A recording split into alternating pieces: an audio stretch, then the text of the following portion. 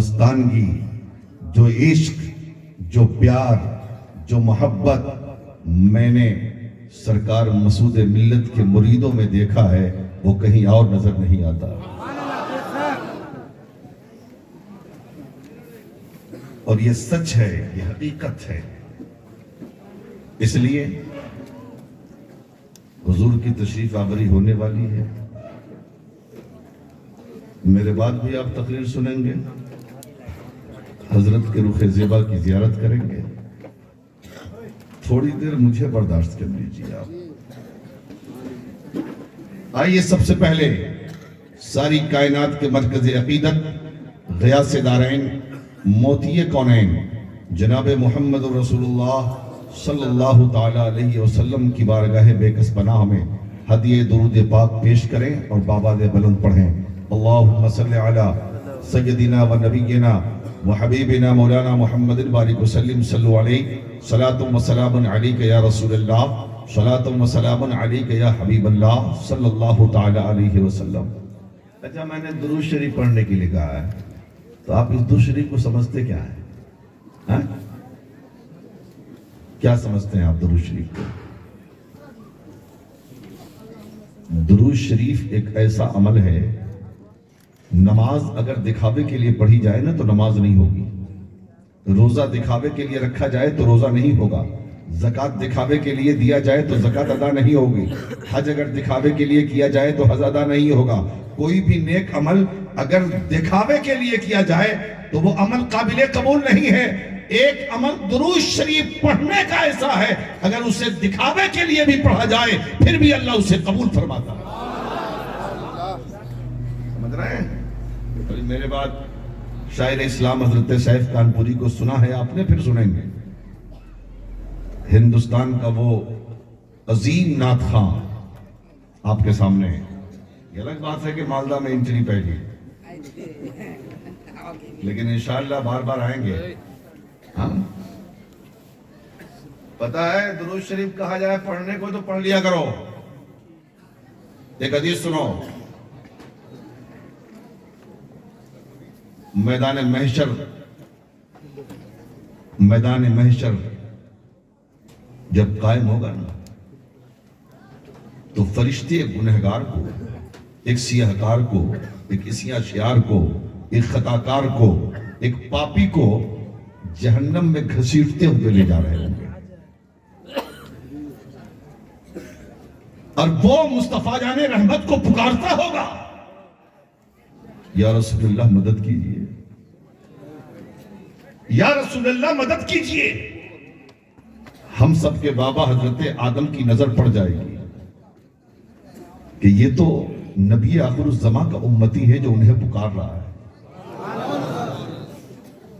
خبر کریں گے، یا رسول اللہ آپ کا ایک غلام ہے جسے فرشتے جہنم کی طرف لے جا رہے ہیں، وہ آپ کو مدد کے لیے آواز دے رہا ہے. اللہ کے نبی فرمائیں گے چلو. تشریف لائیں گے، دیکھیں گے کہ فرشتے واقعی لے جا رہے ہیں اور وہ رسول اللہ کی دعائی دے رہا ہے. آقا فرمائیں گے فرشتوں کیا بات ہے، کیوں لے جاتے ہو اسے جہنم میں؟ یا رسول اللہ اس کے نامہ اعمال میں نیکیاں کم ہے، برائیاں زیادہ. تولا گیا ہے تو برائیاں زیادہ، نیکیاں کم. حکم ربی ہے جہنم میں لے جاؤ. اس لیے ہم رب کے حکم کی تعمیل کرنے چلے ہیں. آقا فرمائیں گے تولا گیا ہے نام اعمال؟ جی تول دیا گیا. کہ پھر میرے سامنے ایک بار تول کے دکھلاؤ. زور سے بولیں. پھر ایک مرتبہ تول کے دکھلاؤ. فرشتے عرض کریں گے مولا یہ تیرا حکم تھا، تول لیا گیا، اب تیرے محبوب کا حکم ہے. رب فرمائے گا جو محبوب کا حکم ہو وہی تو کر لو.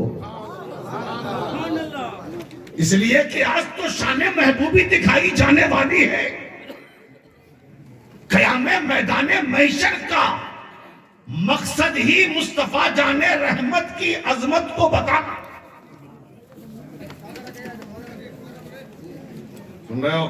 جی جی بولیے سر. ہاں سن رہے ہیں، بولیے. نہیں تو اللہ سب جانتا ہے جنتی کون ہے، جہنمی کون ہے، نیک کون ہے، برا کون ہے، مومن کون ہے، کافر کون ہے، وہ فیصلہ کر دے۔ اور فیصلہ ہو بھی چکا ہے، لیکن میدان محشر کا قیام 50,000 سال کا ایک دن، پرسرات کا عالم، زمین تابع کی آسماں فولاد کا، یہ ساری چیزیں کرنے کی ضرورت کیوں پڑی؟ تو بریلی سے استاد زمن نے پکار کے کہا کہ فقط اتنا سبب ہے انعقاد بزم محشر کا کہ ان کی شان محبوبی دکھائی جانے والی ہے۔ رب کو تو سب پتا ہے، لیکن قیام میدان محشر کا مقصد یہ ہے کہ جن لوگوں نے دنیا میں مصطفیٰ کی عظمت کو چیلنج کیا تھا، میرے محبوب کو مالک و مختار ماننے سے انکار کیا تھا، رسول اللہ کو معذاللہ مردہ کہا تھا، وہ دیکھ لے کہ آج نبی کا مقام کیا ہے، مصطفیٰ جان رحمت کی عظمت کیا ہے۔ نعرے تکبیر، نعرے رسالت، نعرے حیدری۔ تو میدان محشر میں اللہ فرمائے گا فرشتوں تولو، پھر سے تول دو، میرے حبیب کا حکم ہے۔ سبحان اللہ، سبحان اللہ۔ لائے جائے گا یہ ترازو کے پاس۔ دنیا کے ترازو کا حال یہ ہے کہ جو پلہ بھاری ہوتا ہے وہ نیچے کو جاتا ہے، اور جو ہلکا ہوتا ہے وہ اوپر کو جاتا ہے، لیکن وہاں ترازو کا معاملہ ہوگا کہ جو پلہ بھاری ہوگا وہ اوپر کو جائے گا، اور جو ہلکا ہوگا وہ نیچے کو جائے گا۔ نام امان رکھا گیا، قریب تھا کہ نیکی کا پلہ ہلکا ہو جاتا اور ہلکا ہو کر نیچے کو جاتا۔ اللہ کے رسول اپنی دستار سے ایک کاغذ کا ٹکڑا نکالیں گے سبحان اللہ، اور نکال کر نیکی کے پلے پہ ڈال دیں گے۔ جب ڈالنا ہوگا دنیا دیکھے گی میدان محشر میں جو پہلے تولنے پر نیکی کا پلہ ہلکا تھا، اس کاغذ کا ٹکڑا ڈالنے کی وجہ سے نیکی کا پلہ بھاری پڑ جائے۔ اب جس بندے کو جہنم میں جانے کا حکم ملا تھا، اب اللہ فرمائے گا جنت میں لے جا۔ سبحان اللہ۔ اللہ فرمائے گا جنت میں لے جا۔ فیصلہ ہو گیا۔ حضرت آدم علیہ السلام پوچھیں گے یا رسول اللہ یہ تو بتائیں وہ کاغذ کا ٹکڑا کون سا تھا؟ اللہ کے رسول فرمائیں گے میں جانتا ہوں کہ یہ گنہگار ہے، سیاہکار ہے، اسیہ شیار ہے، خطا کار ہے، پاپی ہے، اس نے کوئی نیکی نہیں کی، کوئی اچھا کام نہیں کیا، لیکن ایک دن رات کے سناٹے میں اسے میری یاد آ گئی۔ ذرا زور سے بول دیں، سبحان اللہ، پیار سے یا رسول اللہ، یا رسول اللہ۔ اسے میری یاد آ گئی۔ جب یاد آئی تو دنیا سو رہی تھی، دیوانہ جاگ رہا تھا۔ اس نے رات کے سناٹے میں وضو بنایا، اچھا کپڑا پہنا، خوشبو لگایا، عطر میں معطر ہوا، مصلی بچھایا، پاک صاف ہو کر ایک جگہ ادب سے بیٹھ گیا اور گنبد خضرا کی طرف رخ کر کے اس نے محبت سے ایک بار مثبت درود پڑھا تھا۔ سبحان اللہ۔